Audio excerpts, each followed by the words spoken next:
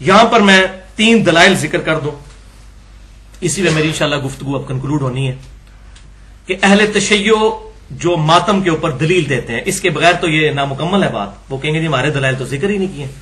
تو جب تک اس کا ذکر نہ کیا جائے، اور آپ حیران ہوں گے کہ کس طریقے سے دھوکہ بازی دی جاتی ہے علماء کی طرف سے، عوام بیچاری معصوم ہے اس معاملے میں. پہلی دلیل دیتے ہیں جناب قرآن پاک سے ماتم کی. آپ حیران ہوں گے قرآن میں ماتم کہاں سے آ گیا. یہ دیکھ سنیں آپ، سورہ الذاریات آیت نمبر 29 کہ سیدنا ابراہیم علیہ السلام کو فرشتوں نے بشارت دی سیدنا اسحاق کی کہ آپ کی یہ جو بوڑھی بانجھ بیوی ہے 80+ جس کی عمر ہو چکی ہے، حضرت سارہ، ان کے گھر اولاد ہوگی حضرت اسحاق علیہ السلام. اس کا ذکر آیا سورہ الذاریات میں آیت نمبر 29. تو جب انہوں نے یہ خوشخبری سنی تو اس میں الفاظ ہیں فسکت وجہہا، تو انہوں نے اپنا چہرہ پیٹا، اور ساتھ وہ ساری گفتگو کہ میں بانجھ ہوں اور پریشان ہوگی، بانجھ ہوں میں تو کسی کو منہ دکھانے کے قابل نہیں رہوں گی. اس بوڑھی عورت میں، یہاں بھی ہمارے معاشرے میں 50+ کسی کے گھر بچہ پیدا ہو جائے لوگ اللہ دیتا کہنا شروع کر دیتے ہیں اس کو. تو 80 سال کی جو عورت ہے اس کے گھر، تو انہوں نے جو ہے نا، یہ بعض لوگ کہتے ہیں حیرانگی سے، حیرانگی نہیں ہے. عربی ڈکشنری میں الفاظ، بعض مولوی ہمارے اہل سنت کے اس کا ترجمہ بھی چینج کرنے کی کوشش کرتے ہیں، لیکن ترجمے سب نے صحیح کیے ہوئے ہیں. ترجمے میں وہ کہتے ہیں نہیں جی ایسے ہاتھ رکھ لیا تھا. دیکھیں یہ فرقہ واریت کی لعنت ہے. حالانکہ فسکت آپ القاموس ڈکشنری اٹھائے اس میں ہوتا ہے پیٹنا، غم سے پیٹنا. تو انہوں نے چہرہ ایسے پیٹا، لیکن اس میں یہ نہیں کہ پیٹنا شروع کر دیا، بس ایک بار انہوں نے ایسے کیا. دیکھو شریعت کا حصہ بن گیا. یہ ان کا ذاتی عمل ہے، کسی پیغمبر کا بھی عمل نہیں، یہ پیغمبر کی بیوی کا عمل ہے. صحیح بھی ہو سکتا ہے، غلط بھی ہو سکتا ہے. اس کو دین کے طور پر اڈاپٹ کیا گیا. اس وقت ان کی حالت ہوئی، یہ بعض کا غم میں کسی بندے کے ساتھ ہو گیا. بعد میں کئی ایک معاملات صحابہ کے ساتھ بھی ہوئے وقتی طور پر، ان کی زبان سے کلمات نکل گئے. بعد میں جب توجہ دلائی گئی، اور پھر توجہ یہاں بھی اگلی آیت نہیں پڑھتے، فرشتوں نے کہا کہ یہ آپ جو کچھ کر رہی ہیں اللہ تبارک و تعالیٰ کی طرف سے یہ بشارت ہے، ٹینشن لینے کی ضرورت نہیں ہے. بس یہ اتنا سارا واقعہ. وہ کہتے ہیں پیٹا، فسکت وجہہا، تو چہرہ پیٹا. یہ نہیں پیٹنا شروع کر دیا، بس ایک بار انہوں نے ایسے کیا. تو یہ کوئی شریعت کا حصہ نہیں بن جاتا.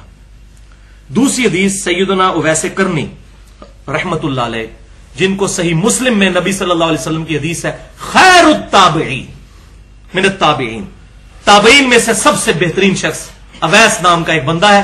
اگر تم اسے ملو تو اس سے دعا کروانا اپنے حق میں. یہ صحیح مسلم میں حدیث ہے. اویس کرنی تابعی تھے، اپنی والدہ کی خدمت کی وجہ سے حضور کی خدمت میں حاضر نہیں ہو سکے اس وقت، حالانکہ زندہ تھے لیکن آ نہیں سکے، اس لیے تابعی ہیں، صحابی نہیں ہیں. تو اویس کرنی کے بارے میں یہ بڑا مشہور کیا انہوں نے کہ جی جب ان کو خبر ملی کہ نبی صلی اللہ علیہ وسلم کے دانت مبارک غزوہ احد میں شہید ہوئے ہیں، تو انہوں نے اپنے ایک ایک کر کے دانت توڑ دیے کہ پتہ نہیں اے نکلے ایسی کہ پتہ نہیں اے، تو کر کے پوری بتیسی انہوں نے باہر نکال دی. یہ بھائیو یہ واقعہ کسی بھی اہل سنت یا اہل تشیع کے ہاں کتاب میں سند کے ساتھ تو پہلے دکھائیں. یہ بے سند چند صوفیوں نے یہ واقعہ لکھا ہے. اور صوفیوں میں جو اہل علم ہے جیسے علی بن عثمان اجویری ہیں، عالم تھے، کشف المحجوب میں ویسے کرنی پہ باب بند ہے. سب سے پہلے یہ واقعہ لانا چاہیے تھا، انہوں نے ذکر تک نہیں کیا اس واقعے کا. کہ وہ پتا ان کو بھی تھا یہ سن سنا کے سننے والی بات ہے، نہیں کیا انہوں نے ذکر اویس کرنی میں یہ والا واقعہ. یہ بالکل بے سند سن سنا کے سننے والا واقعہ ہے، پڑھ پڑھا کے نہیں، یہ سب جھوٹا واقعہ ہے. سیدنا اویس کرنی رحمت اللہ علیہ تابعی ہیں، ہم مانتے ہیں، اور یہ وہی تابعی ہیں جو جنگ صفین میں مولا علی رضی اللہ تعالیٰ عنہ کی طرف سے حضرت معاویہ رضی اللہ تعالیٰ عنہ کے خلاف لڑتے ہوئے شہید ہوئے. حضرت علی کے پکے حامی تھے، حضرت علی کے ماننے والے تھے. جنگ صفین میں ان کی شہادت ہوئی. ہم مانتے ہیں ویسے کرنی کو، بولنے ایک آدمی تھے، لیکن یہ واقعہ ان سے ثابت نہیں. لیکن پھر بھی اگر کسی کی تسلی نہ ہو تو آخری تسلی کس سے ہوتی ہے؟ فقی سے. منطق والا جواب، علم الکلام کا، اس کے بغیر تسلی نہیں ہوتی. اور وہ پھکی یہ ہے کہ بخاری اور مسلم کی متفق علیہ حدیث ہے کہ سہل بن سعد کہتے ہیں، اور سہل بن سعد جو ہیں وہ مولا علی کے بڑے ماننے والے تھے. یہ وہی صحابی ہیں جن کے بارے میں بخاری مسلم کی میں نے وہ حدیث بیان کی تھی کہ ان کو ممبر پہ بلا کے کہا گیا کہ علی پر لعنت کرو، مروان کی اولاد نے، بنو امیہ نے. بخاری مسلم فضائل علی کا چیپٹر کھول دیں. تو انہوں نے کیا مارا، انہوں نے کہا کہ آپ کہہ دو ابو تراب پہ لعنت. انہوں نے کہا ابو تراب نام پتہ ہی نہیں تمہیں کس نے رکھا ہوا ہے. اے مولا علی تو بڑا خوش ہوتے تھے اس نام سے. پھر انہوں نے پورا واقعہ سنایا ابو طلحہ. یہ وہ ہیں بڑا محب، اور یہ شروع کے مسلمانوں میں سے ہیں، بدری صحابی ہیں، اس سے پہلے کے یعنی کہ شروع کے جو مسلمان ہیں مکی دور میں، ان میں سے سہل بن سعد. اور یہ الحمدللہ یہ وہی صحابی ہیں جن سے بخاری میں حدیث ہے کہ حضور ہمیں حکم دیتے تھے ہم نماز میں دائیں ہاتھ بائیں زرہ پہ رکھیں ایسے. یہ سہل بن سعد وہ صحابی ہیں پکے محب اہل بیت. تو بنو امیہ ہی کے دور میں انہوں نے حدیث بیان کی. وہ مجھے سمجھ نہیں آتی تھی کہ یہ 7 قسمیں کیوں اٹھاتے ہیں. وہ تو بعد میں پتا چلا نا کہ علی کے فضائل بیان کرنا جو ہے جرم سمجھا جاتا تھا. سہل بن سعد بخاری اور مسلم دونوں میں موجود ہے. غزوہ احد کا چیپٹر نکالیں. سہل بن سعد کہتے ہیں اللہ کی قسم میں جانتا ہوں کہ رسول اللہ کو جب زخم لگا اور آپ کے دانت شہید ہوئے تو کون تھا جو رسول اللہ کے زخم پر پانی ڈال رہا تھا اور کون تھا جو حضور کا زخم دھو رہا تھا. اللہ کی قسم علی مولا علی جو تھے وہ نبی صلی اللہ علیہ وسلم کا زخم مبارک دھو رہے تھے اور حضرت فاطمہ اس کو صاف کر رہی تھی اور خون رکتا نہیں تھا. تو حضرت فاطمہ نے ایک چٹائی جلا کر اس کی راکھ اس پہ رکھی تو خون رک گیا. مولا علی اور سیدہ فاطمہ کیونکہ کئی صحابہ اس جنگ میں بھاگ گئے تھے. وہ تو بالکل واضح ہے، صحیح بخاری میں موجود ہے. 12 بندے حضور کے ساتھ رہ گئے تھے. حضرت ابوبکر عمر ساتھ ہی تھے. یہ بھی جھوٹ شیعہ بولتے ہیں کہ وہ بھاگ گئے تھے، نہیں. حضرت عثمان بھاگے تھے، وہ بخاری میں موجود ہے.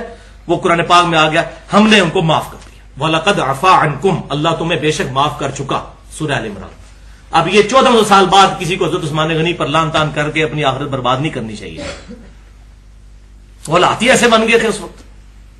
لیکن مولا علی نبی وسلم کے ساتھ زخم دھورے بخاری اور مسلم کے الفاظ ہیں.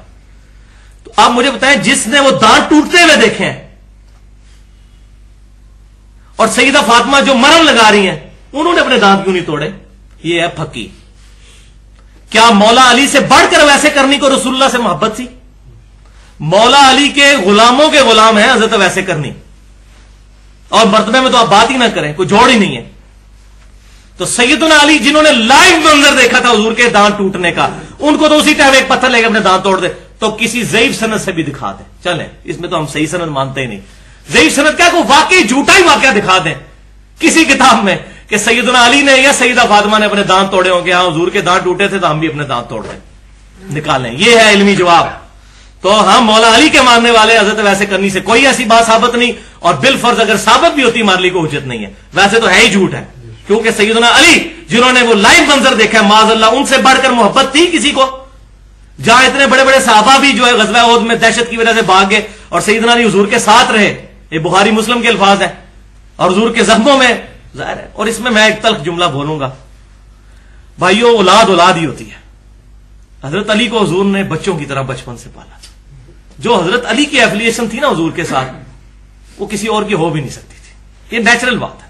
مجھے اپنے باپ کا جتنا درد ہو سکتا ہے نا، وہ خونی رشتے کے اعتبار سے بھی وہ ایک قریب. صحیح بخاری اٹھا کے دیکھ لیں، حضور صلی اللہ علیہ وسلم کے جسم مبارک پہ اوجڑی رکھ دی گئی ہے. ابن مسعود کہہ رہے ہیں ہم دیکھ رہے ہیں، لیکن کسی کی ہمت نہیں جا کے اوجڑی وہ اٹھائے. لوگوں نے جا کے حضرت فاطمہ کو بتایا. حضرت فاطمہ گھر سے آئی اور انہوں نے نبی صلی اللہ علیہ وسلم کی گردن مبارک سے اوجڑی اتاری. اولاد اولاد ہی ہوتی ہے. حضرت علی اور حضرت فاطمہ والا سٹیٹس کسی کا بھی نہیں ہو سکتا. اسی لیے تو حضور کہتے تھے میں اہل بیت کے معاملے میں تمہیں اللہ سے ڈراتا ہوں. صحیح مسلم انٹرنیشنل نمبرنگ کے مطابق ایمان والے چیپٹر میں 240 نمبر حدیث ہے کہ علی سے محبت نہیں رکھے گا مگر مومن، علی سے بغض نہیں رکھے گا مگر منافق. محبت علی از دا لٹمس ٹیسٹ آف ایمان. علی کا نام سن کے کسی کا چہرہ بگڑ جائے پکا منافق ہے، چاہے دیوبندی ہو، بریلوی ہو، اہل حدیث ہو. کر لے رفع دین جتنے کرنے ہیں، پگڑیاں جتنی لمبی مرضی باندھ لے اور آمین جتنی اونچی مرضی کہہ لے اور نعرے ربیع الاول کے موقع پہ جتنے مرضی لگا لے، پکا منافق ہے اگر علی کا نام سن کے اس کے منہ کے اوپر چہرے کے اوپر جو ہے وہ غصے کے آثار آ جاتے ہیں. ہم اہمی رونا رو رہے ہیں. حضور صلی اللہ علیہ وسلم خود بتا گئے ہیں کہ علی سے محبت نہیں رکھے گا مگر مومن، علی سے بغض نہیں رکھے گا مگر منافق. صحیح مسلم کتاب الایمان 240 نمبر حدیث. الحمدللہ. اور تیسری دلیل ان کی ہے مسند امام احمد میں سے. یہ بھائیو یہ ہمارے گلے میں پھنسی ہوئی روایت، اور یہ بھی غلام مصطفیٰ ظہیر صاحب اللہ تعالیٰ ان کو جزائے خیر دے، انہوں نے ایک ٹاپک لکھا تھا غم حسین کے نام سے السنہ رسالے میں. انہوں نے یہ روایت اس میں چھاپ دی اور ماشاءاللہ انہوں نے بڑا اچھا جواب دیا. ان کی علمی اعتبار سے میں قدر کرتا ہوں، باقی جو ان سے اختلاف وہ اپنی جگہ. تو یہ مسند امام احمد جلد 6 صفحہ 274 پر انٹرنیشنل نمبرنگ کے مطابق 26,391 نمبر روایت ہے. یہ شیعہ ذاکرین اہل سنت کے لوگوں کو گمراہ کرنے کے لیے روایت سنا رہے ہوتے ہیں کہ سب سے پہلے تو حضرت عائشہ نے ماتم کیا. حدیث صحیح ہے. وہ میں بیان بھی کر دیتا ہوں. اور وہ بیان کرتے ہیں، یہ میں نے حوالہ دے دیا، یہ حدیث کہ نبی صلی اللہ علیہ وسلم کی جب وفات ہوئی تو سیدہ عائشہ کہتی ہیں کہ حضور کا سر مبارک میری گود میں تھا، اور یہ الفاظ تو بخاری میں بھی موجود ہے. اس کے بعد کہتی ہیں میں نے آپ صلی اللہ علیہ وسلم کا سر اقدس سرہانے پر رکھا، کچھ اور عورتیں بھی آ گئیں، ان کے ساتھ میں نے بھی چہرہ اور اپنا سینہ پیٹنا شروع کر دیا، ایسے ایسے حضور کی وفات کے غم کی وجہ سے. وہ کہتے دیکھو اب عائشہ نے پیٹا ہے. حدیث بالکل صحیح ہے، یہ حدیث ضعیف نہیں ہے، حضرت عائشہ کا عمل ہے. تو پہلی بات تو یہ ہے بھائیوں کہ یہ حدیث ہی آدھی بیان کی جاتی ہے. اس حدیث میں وہ الفاظ موجود ہیں جو خود بخود سیدہ عائشہ کا رجوع اس میں ثابت کر دیں گے. وہ الفاظ کیا ہیں؟ وہ کہتی ہیں میری ناسمجھی اور کم عمری کا وبال تھا کہ جو یہ میں نے کیا. میری ناسمجھی اور کم عمری، عمر تو 18 سال ہی تھی نا، تو جذبات میں قابو، چھوٹے بچے ہوتے ہیں جیسے، جذبات میں قابو نہیں رہا، تو ان کا میری ناسمجھی تھی.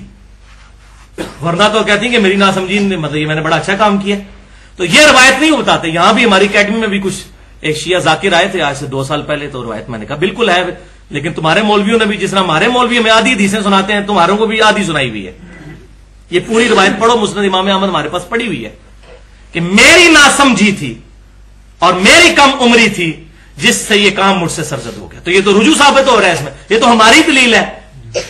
لہذا اگر کوئی بندہ جذبات سے مغلوب ہو کر اس طرح کے کام کر لیتا ہے، ہم اس کو بدتی نہیں کہتے، حضرت عائشہ کو ہم کوئی بدتی نہیں کہتے، لیکن خدا کے لیے پہلے ڈکلیئر کریں، اپنی عوام کو بتائیں ممبروں سے کہ اگر کوئی ناسمجھی میں کرے گا اور بیوقوفی میں تو تب ہی یہ ٹھیک ہے، ادروائز جو عقل مند ہے تو یہ کام نہ کرے، یہ کام حرام ہے. اور حدیثیں ان کو وہ سنائے جو ماتم کے خلاف ہے.